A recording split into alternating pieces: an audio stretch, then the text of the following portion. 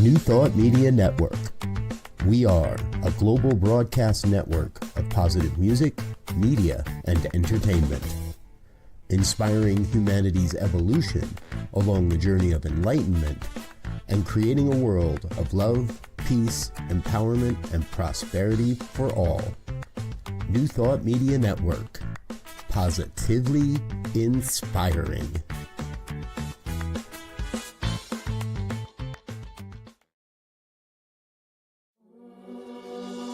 Free my mind, open my heart with the whispers of truth, to live a conscious life, to live a conscious life on the growing edge, on the growing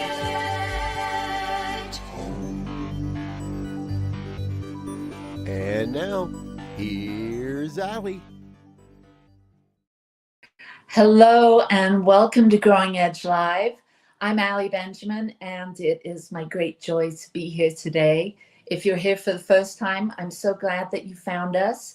I know that you will enjoy this episode, and you can go back on our YouTube channel at Satya Center and find all the archived episodes of Growing Edge Live. There's almost 3 years worth of conversations with amazing people that are channeling their time, their talent, their energy, their resources, their love, their light into doing good work in the world. And so each week we have a conversation with someone that has found a certain joy for life and a way of seeing the world, and gives their energy and their time and their creativity to supporting others to awaken, to heal, to grow, and to find more peace and joy in their lives. And so today we're being produced by the New Thought Media Network, and thank you very much. And the Satya Center is our sponsor. So let us dive in. Today I have 2 guests. I'm very excited to have 2 guests. I don't often have a couple. And today we have a special theme or a topic, and it's loving relationships. And I have 2 amazing friends, one a friend that I've known for quite a while, and his partner, wife, Robin. So Dr. Rick, welcome.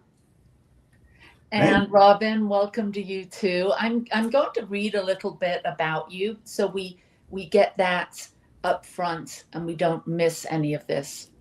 So Robin Raina Benjamin, same last name. That's interesting. I've never had another Benjamin on the show before. Robin has had a full practice as a psychoanalyst, psychotherapist for over 25 years. Her eclectic approach is based on the specific need of the person or couple she is working with.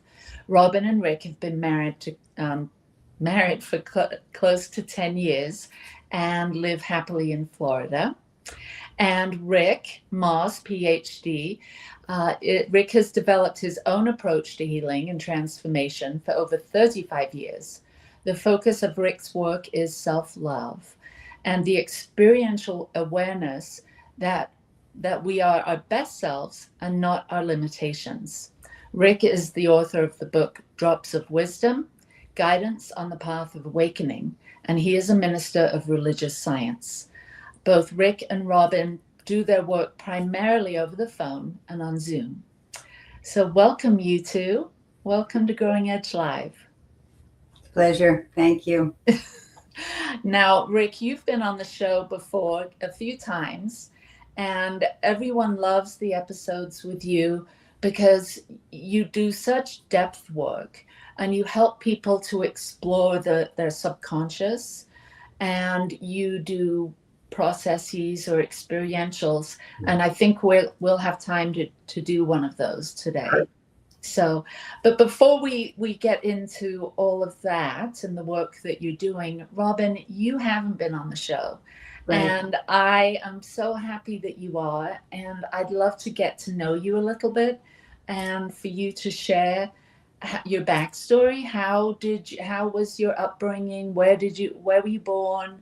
And how did you become interested in all things to do with the mind and relationships and spirituality, because I read that on your website too. Okay, great. Well, first of all, it's. I'm so glad you're asking this question because those two themes, uh, uh, how the mind develops and the emotional life of people, including my own, along with the spiritual path, have really been the two sort of rivers that have run through my life. And unfortunately, they're sort of divided. I mean, most of the time you either study psychotherapy or psychoanalysis, which I did, or you find and you also find other vehicles. In my case, it was, Buddhism and Hinduism and different teachers over the years. Right now, Rick and I have a teacher who sort of combines both, which is absolutely a delight for us. But I think that my search for most of the years was both, to find a way for myself and other people to live comfortably and joyfully in terms of their emotional well-being, but also to have that bigger transcendence, that more connected experience with something so much greater than oneself.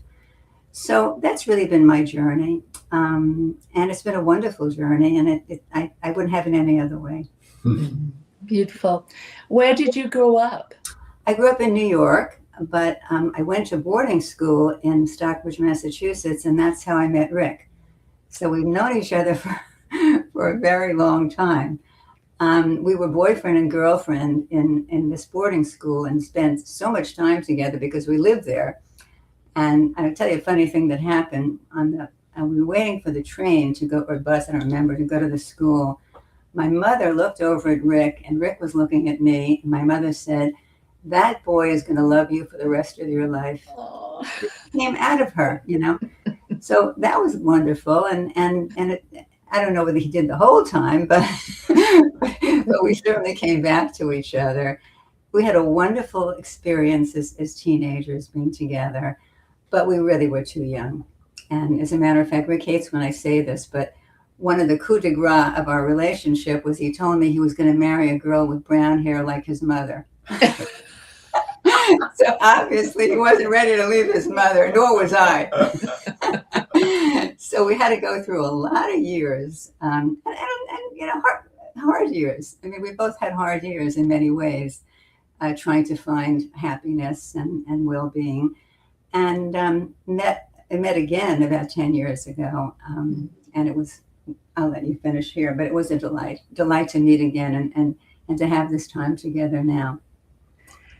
I think it was even more than 10 years, sweetie. It took us a while of seeing each other briefly at a school reunion, communicating briefly, but it didn't really flare up until I think that you wrote a beautiful article that I read on Facebook, and it was so parallel to the work that I was doing, in your words, from your practice, that I called you and we had this great conversation, such a beautiful conversation that we said, we just need to talk once a week. And so from that conversation, the embers flared up into passion and love and respect and admiration. So do you think that early relationship at boarding school sort of laid the ground?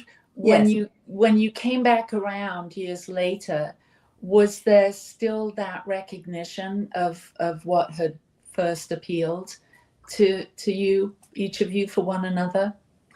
Yes, for me, very much so, because I really did miss Rick most of my life. I really did. And I don't think he was as conscious of that. Maybe he missed me and he didn't know it, but I missed him. But I do think that familiarity, when you fall in love at a very young age, and you have, even if you have a deep friendship at a very young age, it doesn't have to be love. I think that you're so open to deep feelings that I think it did really, it set the tone, and it got to be fanned again, and it felt like home. It felt like home to get to meet each other again. We both got to mature Mm. through very important relationships and marriages. And I just honor every one of those relationships because I would not be here with Robin without them. I agree. It was, we had to do a lot of learning along the way. Yeah, well, it sounds like you both have, being so interested in the same field, and to really appreciate each other's work. That's something quite unique and special to have within a relationship. Yes. We have it, we mostly at home because we work at home. We've been working at home since COVID, and we just have an ongoing conversation all the time. So, and it never gets boring. It's lovely. When you were young and knew each other, were you spiritual or religious, or what was your view then on spirituality? Well, I can tell you this, that we read Siddhartha at that time, and we were both very, very moved by that. Definitely. I mean, it really rocked us. It rocked our world. And I think that was the beginning of an opening for both of us. I think we did have that quest even then. Robin, did you stay on that Buddhist path, or was it more expanded than Buddhism? I was fickle. I really went back and forth. I was involved with Buddhism for a long period of time. I tell a very funny story that my teacher at that time hardly spoke English. He was in New York. He was Korean. And I used to say to people, everybody has such a wonderful Buddhist master. And my teacher says one thing. He says, only don't know. Only don't know. You give the stick. You just whack with the stick, Only don't know. And I thought, what is this? And, the funny thing is about this story is that years and years later, when I was with Rick, he was reading a book or an article about the lineage of the greatest Buddhist teachers. And what do you think? There he was.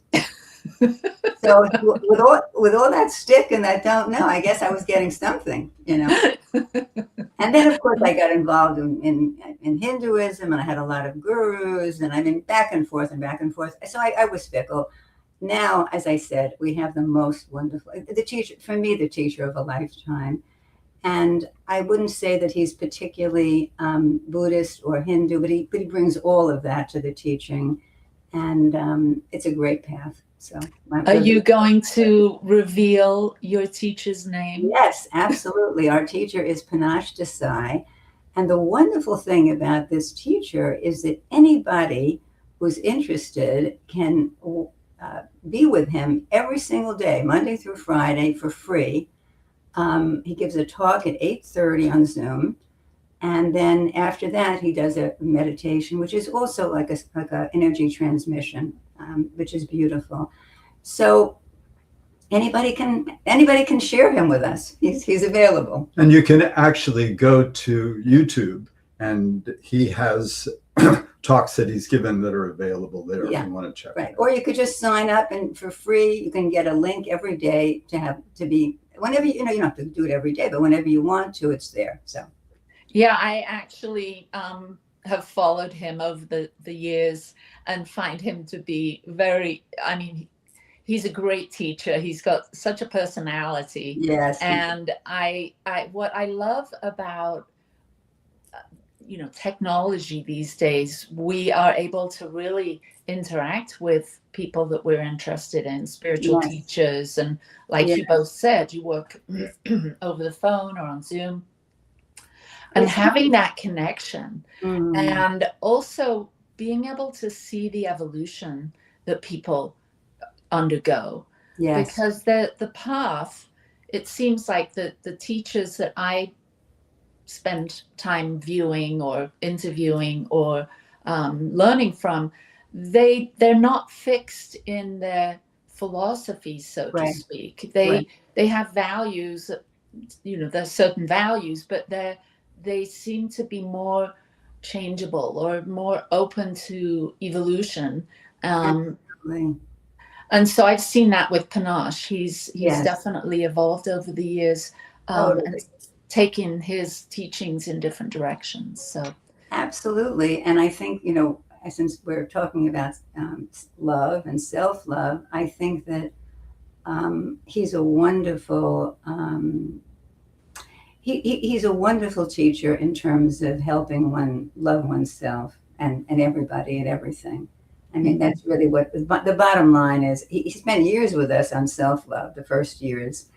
And he said something very funny today. He said, look, I had to spend years with you just so you could tolerate being with me on a higher level. Because he kept on giving all this love and nobody really could take it in, And now more or less we're starting to. So it's really great. beautiful.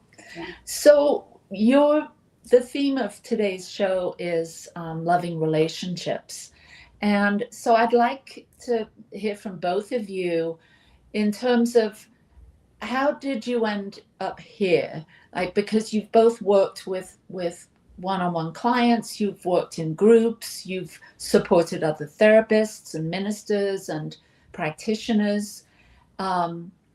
So can you give us a little bit of why you're offering this topic and why this is, so relevant to not only your clients, but to you as for your own personal journey to come to a place where you've reunited, and now it seems like you're working together. At least here today, you're offering to talk about this topic. I'd like to know a little bit about how it got to this, how you got here, and why you think it's so important right now that people have loving relationships. I was going to say you could go first. I'll be glad to. You go first. I've been talking a lot. I think the bottom line is it's about love. And so there's a beautiful quote from Ramakrishna that I thought I'd bring to today. It says, the sole purpose and goal for human life is to cultivate love. Mm-hmm.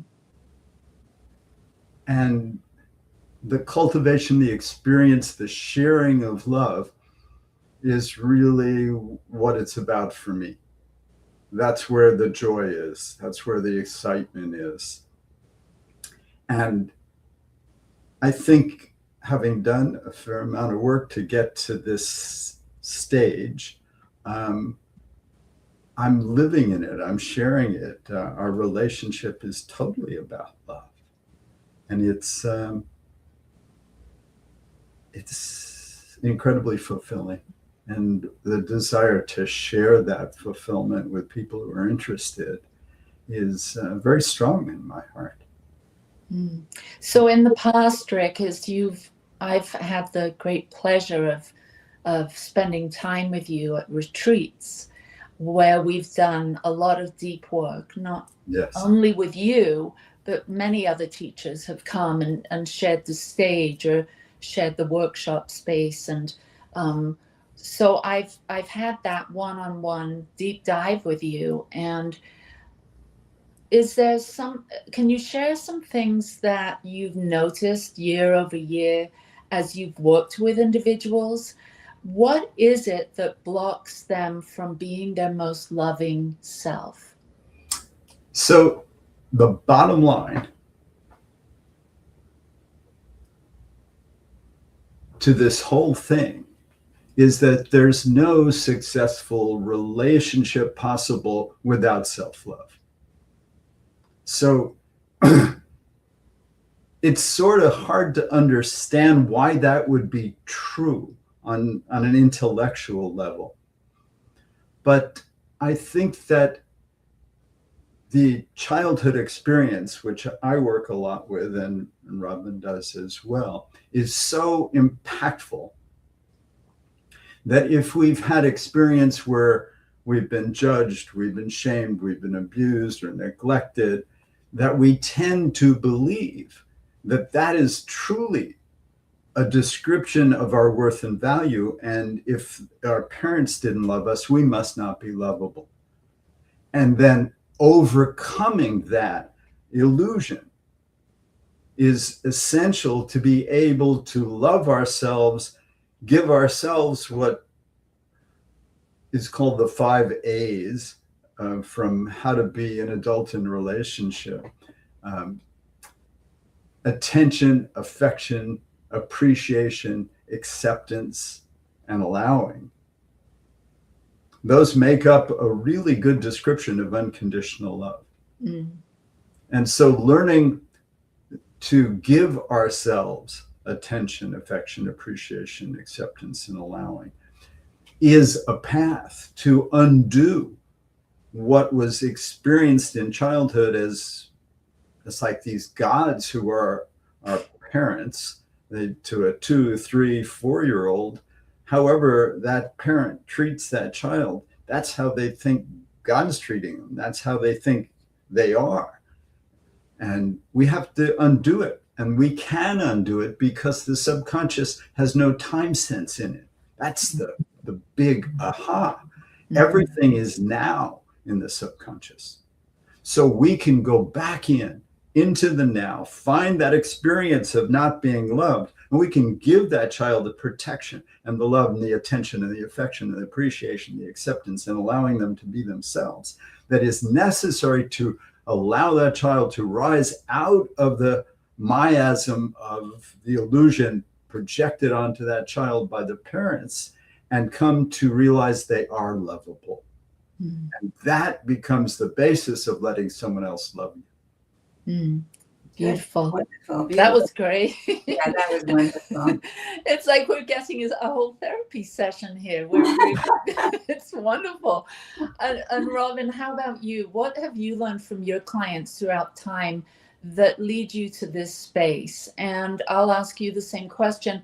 What is it that people struggle with? And it's probably the same answer as I'm realizing.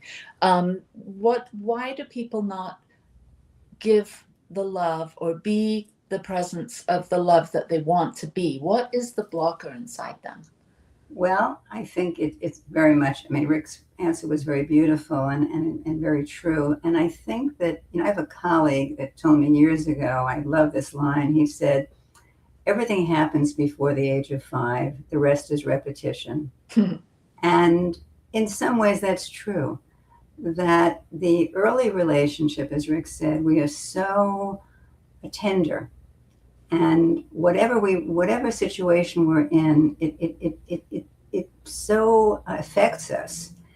Even if the parents are having a terrible relationship, even if they're okay to the child, the child feels like that's their fault. They say that if one parent abuses the other parent, the child feels it as though the abuse is happening to them. Mm. So all these things are happening.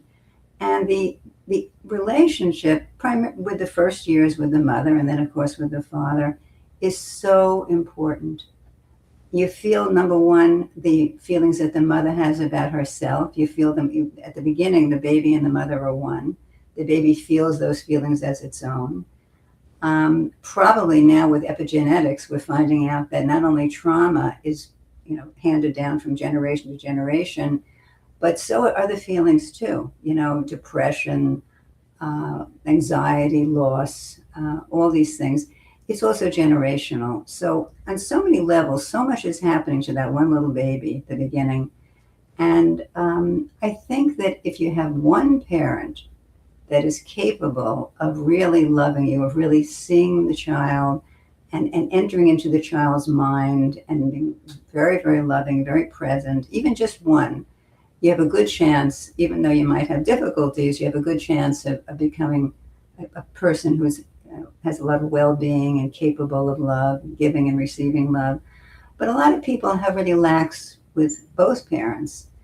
And I think that what I loved about psychoanalysis was that I really felt from the very beginning, and I still feel now, that in the relationship with the therapist, you really can rewire. Mm-hmm. And that's what I love about it. And I had my own difficult journey. I don't think I was a happy person until I went through my own analysis, my own spiritual work at all. And I didn't have the capacity to love myself or to love the world the way I do now. So I know for me it was very, very effective. To be able to be with another person. I don't even care what to me, it doesn't really matter. It could be psychoanalysis, psychotherapy, but to be with a person who truly is receiving you and accepting you and is with you in this journey and with you with whatever story you come with, it's really healing. It's the relationship that heals. What happened for me, my first analysis had its issues. My second analyst, who was an older woman when I went to see her, she really cured me, and I'll tell you how she did it. When I would show up to a group, and she just instinctively knew that I needed this, and I would walk into the room, she would look at me and she would go, "Robin Benjamin," as though God had walked into the room. She didn't do that about anybody else, but she did it for me. And it was not her style. I mean, she was sort of an older, quiet woman, but she would do this thing. And you know something, that Robin Benjamin, the receiving, the way she received me, I have to tell you, it really cured me. So it enabled me to really come out of that old shell. You know, I was in a lot of hiding. You know, I felt a lot, I had a lot of feelings of lack and not being good enough and all of that. I just felt, oh my God, I'm wonderful. And over again, you know, and not only in the group, but also in the treatment, that she valued me and she valued everything I felt and thought. And I could say anything to her. So, and I think that's what I want to give to people. I want people to have the opportunity to rework those early years if they can, if they want to, with me, and to be able to feel that they really have belonging in this world. And not only does it help them in their relationships with husbands and wives and children, but also spiritually. Because if you can love yourself and you can feel comfortable in this human existence, you have the capacity to transcend it and really love everyone. Ram Dass's teacher always said to him, just love everybody. Just love everybody. And I think that's the goal. And I think that's what the world really needs from us too. So, you know, what we're up to is sort of like one by one, couple by couple, group by group, we're helping people love themselves and love everybody. Wonderful. We are going to take a very short break, and then I'd like to come back and dive a little bit more into what we're talking about, self-love, as being the sort of that switch that changes everything. All right, we'll be right back. Great. Okay. Please help us say thank you to all of our organizational sponsors, including the Hefferland Foundation, Affiliated New Thought Network, International New Thought Alliance, Science of Mind Archives and Library Foundation, Center for Spiritual Living Denver, Center for Spiritual Living Midtown, New Thought Philadelphia, Center for Spiritual Living United Life, Sunshine Cathedral, Planned Happiness Institute, Summit Center for Spiritual Living, One Heart Retreats, Universal Joy Center, Unity Kitchener, Unity Spiritual Center Ottawa, Om Center for Spiritual Living, Satya Center, Begin Within Ministries, Center for Spiritual Living North Jersey,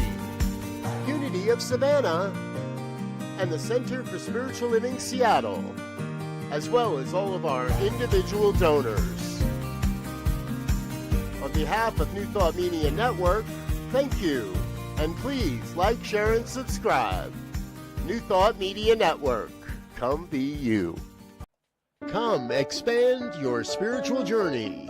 Join us for Just the Talk, Sundays, 1 p.m. to 6 p.m. Mountain Time. Experience Unity Kitchener and Ottawa. Center for Spiritual Living Midtown, Center for Spiritual Living Denver, Unity of Garden Park, New Thought Philadelphia, the Sunshine Cathedral, Unity of Savannah, and the Om Center for Spiritual Living. Come unleash your spiritual potential. with New Thought Media Network.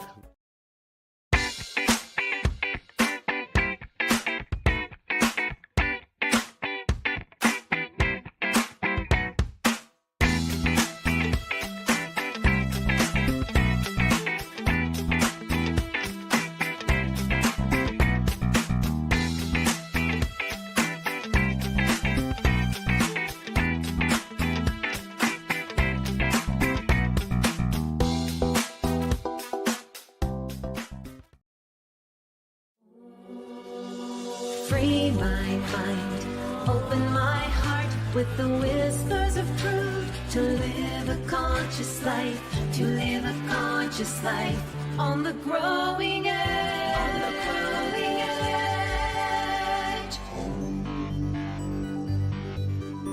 edge. And now, here's Allie.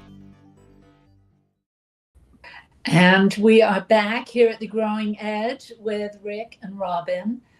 I love hearing how passionate you both are about the work that you do and how comforting it is to Robin, as you were talking about your the person that saw you and made you feel so seen and welcome and special, and how that sort of turned things around for you. I find that people get stuck in their stories or their programming, and many people don't even recognize this. And some, it seems like, take longer than others to sort of come out of the fog of any wounding or things, traumas that had happened in the past. So before we dive into loving relationships, I'd love each of you to talk to what is it that people are struggling with the most as far as being trapped in their childhood or their worldview based on their childhood experience, and how it can, and that light bulb moment as you shared. Can you speak a bit more about that? Because that sounded very relatable. Like it wasn't like 12 years of therapy and then all of a sudden it was like that one thing accompanied by, sessions or maybe years of therapy. You start, please. I love that question because I think that people have great capacity to wake up. To wake up either, both emotionally and spiritually. Since I work emotionally, what I see is that if people can really, instead of just telling the story, if they can see how the story is being repeated in their lives, really in all their relationships, in their work, in their love relationships with their children. I think if they can make that connection, and many people can, and for many people it does not take as long as for others, but if you have the ability to really see it, oh my God, I had an experience with a young girl, and she was picking such crazy men. I mean, and she was so beautiful and talented and terrific. And she was picking, getting crushes on these men that were totally not available. I don't know. One of them, I think, was probably of a different persuasion, probably gay. One of them was this, one of them was, and these guys were not available.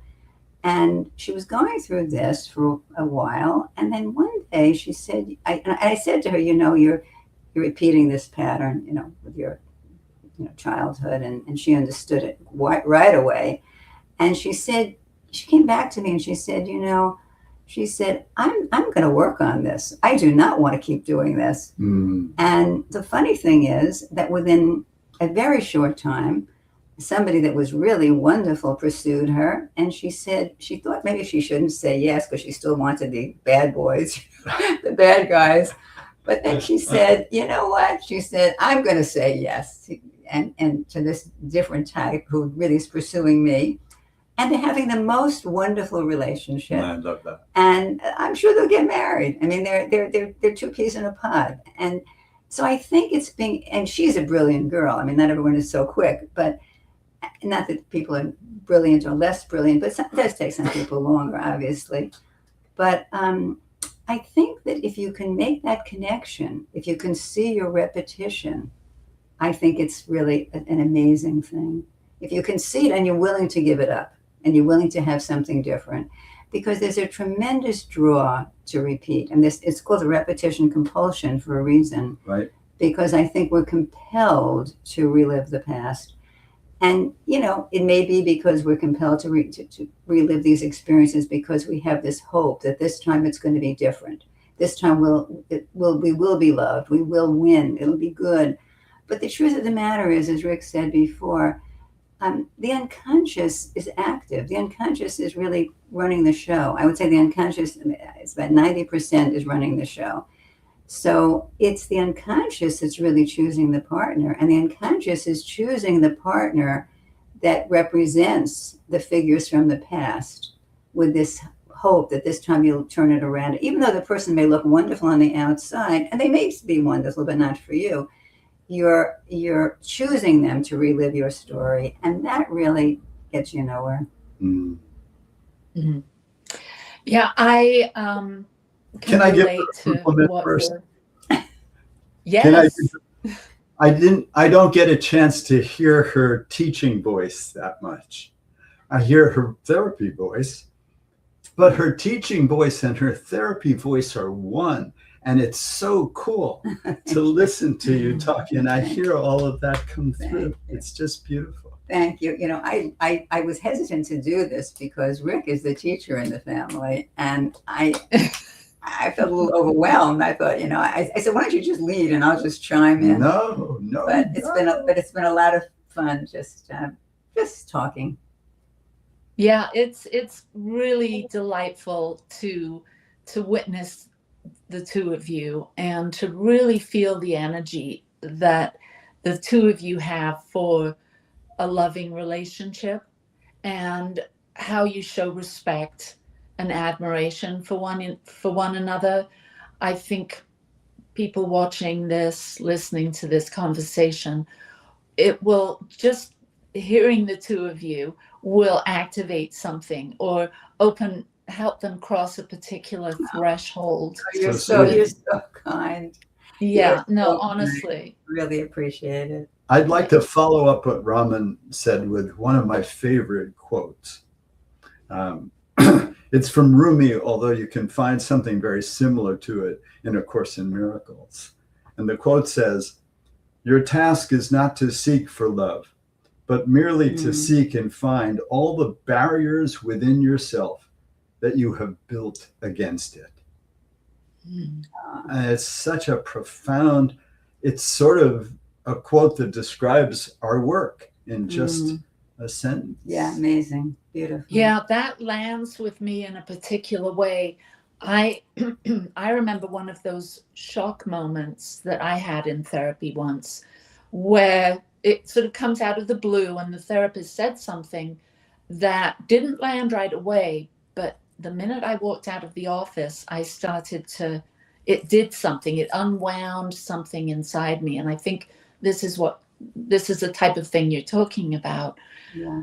She said to me, I talked, blah, blah, blah, for a long time, for almost the whole hour. And then she said at the end, "Are you always this hard on yourself?" And that really shocked me because I've been on the path, the spiritual path, the self-development path for many years. And this wasn't that long ago, I'm embarrassed to say. No, and when she said that,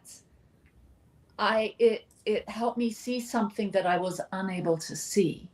The fact that programming of being critical, I'm not that way to other people. I would never be that way to my children or my husband. Well, maybe once in a blue moon, I'll be that way to my husband, but in a very loving way, make a comment or have an opinion about the way he does something but I didn't realize until that point how hard I am on myself, inside myself, in my quiet moments. It's that sort of inner taskmaster or critic that was running the show until she wasn't.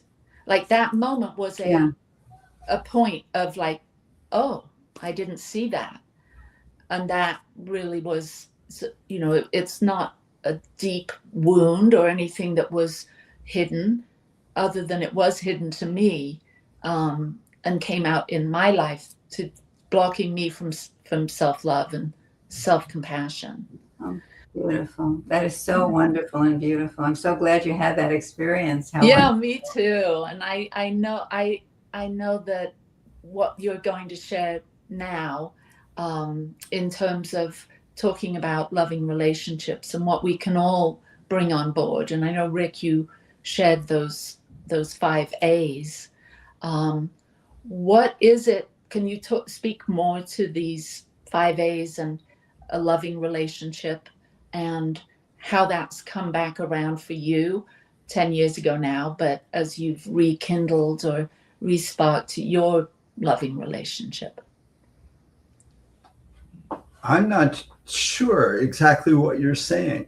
Could you put that question to me again? Mm-hmm. So what could you share with people here today that tuned in because they saw the title Loving Relationships?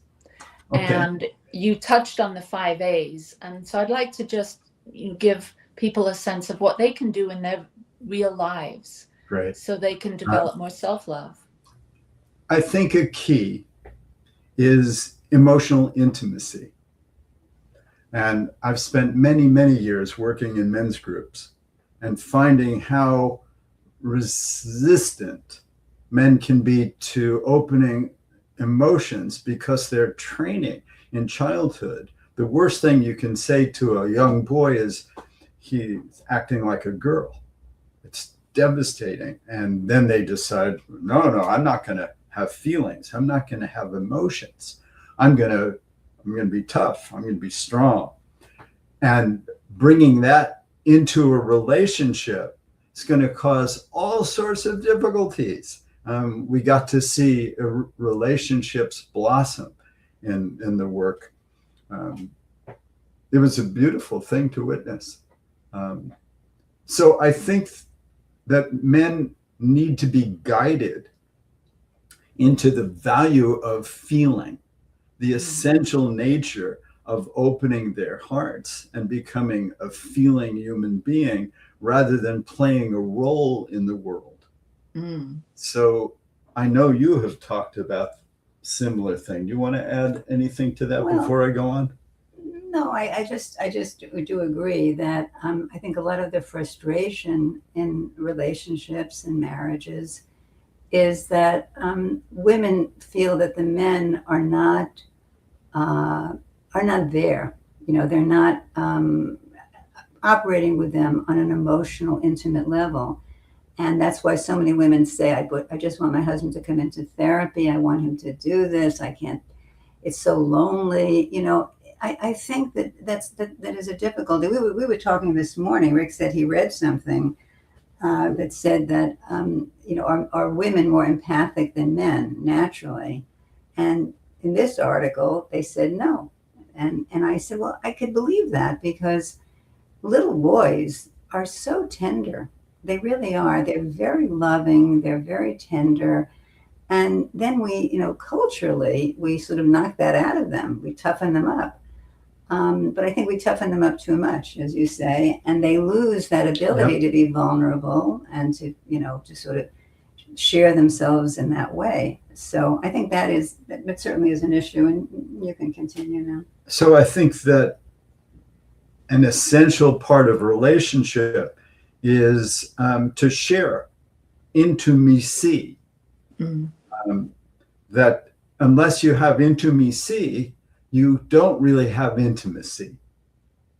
So the one exercise that I offer some of the clients I work with is at least 3 or 4 times a week. Start by sharing today what I felt was. it's not something a guy's going to come home and do unless he's in training to be available for intimacy.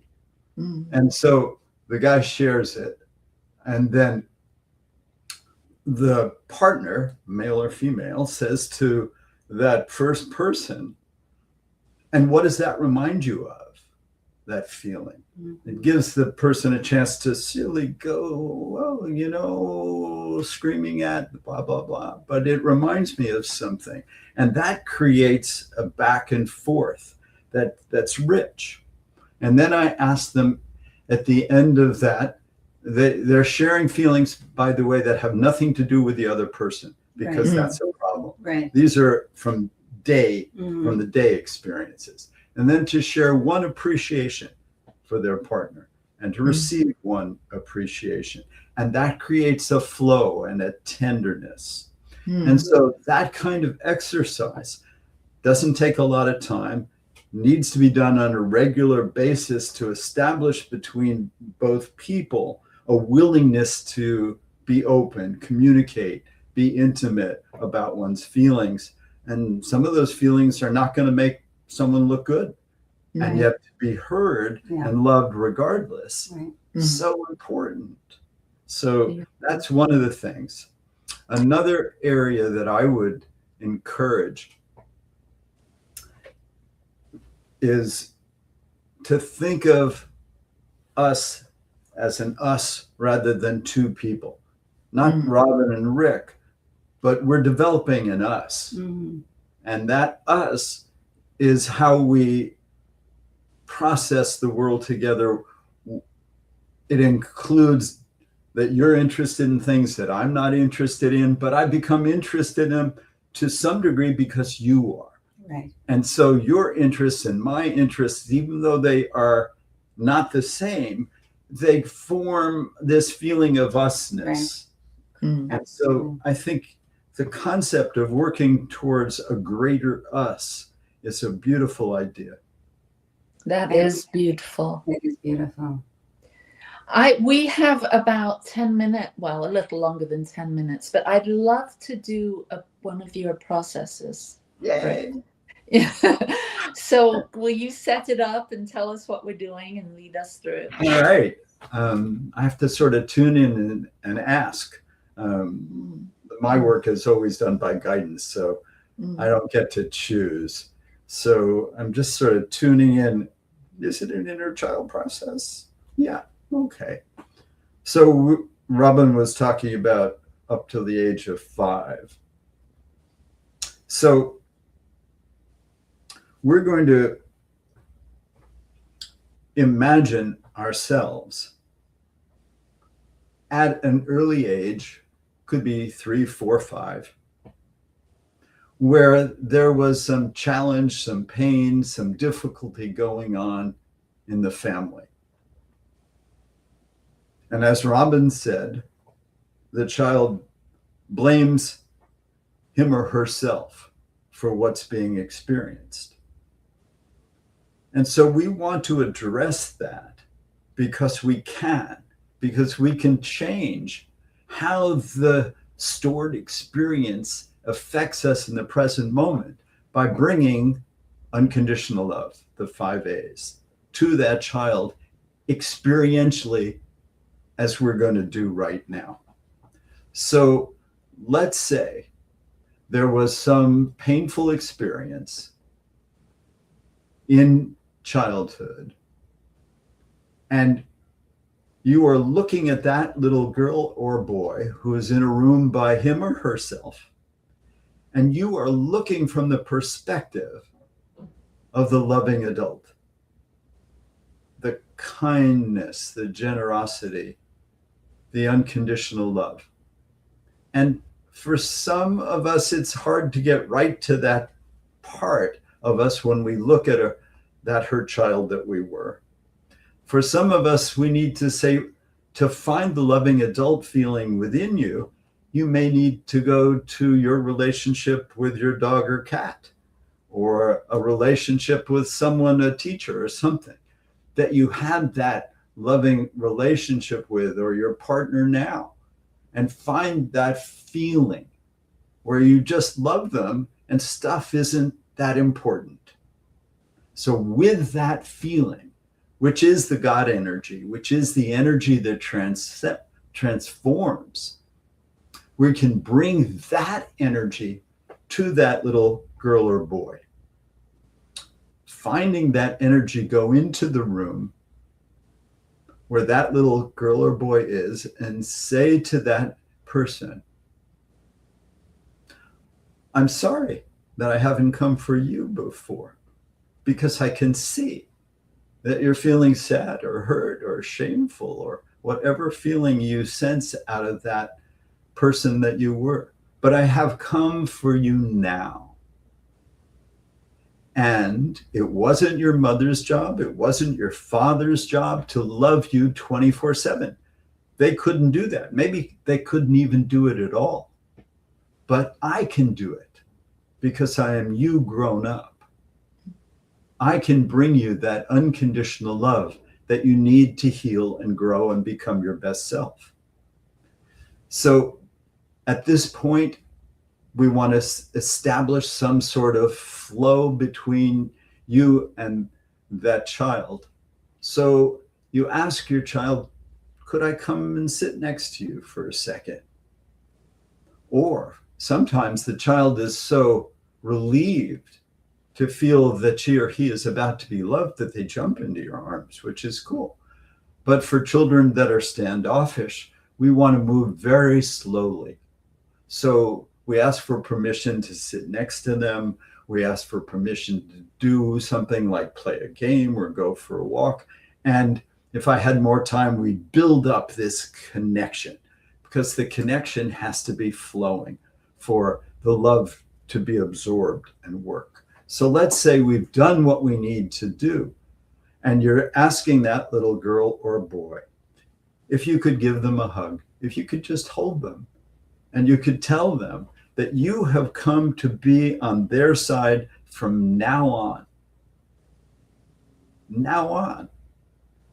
And you are going to surround them with safety and protection and love. Now, if we've experienced abuse, the safety is the key to the inner child relationship. And the way I often do that is by saying, feel the love that you feel for that child. Could you harm that boy or girl intentionally at this moment? And if they're in love, if they're feeling it, they'll say no, that would be impossible. And so I say, so imagine that you could multiply that loving part of you by 100 and surround that hurt child with 100 loving adults, so that if an abusive parent were to walk into that circle of love, they'd feel so overwhelmed by the love that they would naturally turn around and walk out. The love is that powerful. And that love, you tell the child, is going to go with you wherever you go, because I'm going to go with you wherever you go. No one will see me but you, so you won't have to explain it.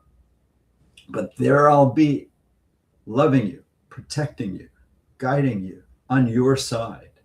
And I'm always going to be there. And then, depending on the amount of time we have, we'd start imagining growing up that child. After a day, after a week, after a month. Just imagine loving that child for a day, a week, a month, and now a year. A year of total safety, a total protection, total love. And we can offer that because it's all happening in the subconscious right now, just like that. And what we would start to see, and you may see it too if you're following along, is that that child will start to change. They'll feel more self-confident. They'll feel more happy. They'll feel more connected. They'll trust their feelings more. They'll trust love more. And as we grow that person up, that person that we're growing up is going to have a totally different experience. They're going to meet different people. They're going to love different people. They're going to have different experiences in life, it doesn't mean that who we're married to isn't the perfect person at this time for growth. But for this exercise of transforming the woundedness in the subconscious, we're going to grow that child all the way up to be their best self. And that wound that is held there will start to melt away. And yes, we may need to repeat it many times, but the wound of being not protected, not loved, not important, not special, just starts melting away in the love that is the antidote to every part of the illusion. And then it integrates, and we start feeling safer in the world, and we start trusting love, and we start attracting different people into our lives. Beautiful. And so we ask that this healing be integrated through all time, space, dimensions, and interdimensions throughout the hologram of life and existence. And so it is. And so it is. Oh, that was amazing. Thank you, Rick. Beautiful. That's truly lovely. Now, how can people get in touch with you and do you do one-on-one sessions? Obviously you do. Because I'm sure that process, as amazing as it was to do that, to get a little, sense of it, to, be well prepared for something like that and to experience that, can change everything. And I know personally, because I've done this with you in private session, and it does. Thank you. So you'll see on the screen my website, which is essentialpathways.com. You can book a session there. You can get my phone number and call me directly that way, and we can set up a session. Robin, you have a site? I do. RobinRainaBenjamin.com. And same thing. I mean, you can't book a session, but you can contact me through there. Yeah, and we have your link also, RobinRainaBenjamin.com. And for those that aren't watching the screen, you can replay this and get those links to connect with both Robin and Rick. So thank you both so much for being here. I know that this session will be something very transformative for those that take the time to really hear what you said and how you talk about healing and what's possible in having a deeper, loving relationship, not only with ourselves, but with our partners. Is there anything you'd like to say before we leave? I'll add just one little thing that I think is so helpful, and it's so easy. When we were in high school, I was the star of the play, and all I remember from that play was all I kept saying was, "How handsome you are! How handsome you are!" And Rick and I have a joke because I tell him all the time how handsome you are, but I really mean it, and he tells me how beautiful you are, how wonderful you are. So I tell people, just say those things every day. Look at your partner. You don't fake it, but you're wearing that blue shirt. Oh God, that blue shirt brings out your eyes. Whatever it is, because it's such a small thing, but people just love to be recognized and to feel that somebody sees them as beautiful. That's great. Thank you. That's beautiful. Thank you, Robin. Thank you, Rick. And I look forward to having you back, both of you, in the future. And much love to you both. Much love to you, Allie. Yeah. Goodbye, everyone. Thank you for being here today. And I'll see you next week. And peace and love. Free my mind, open my heart with the whispers of truth. To live a conscious life, to live a conscious life on the growing edge.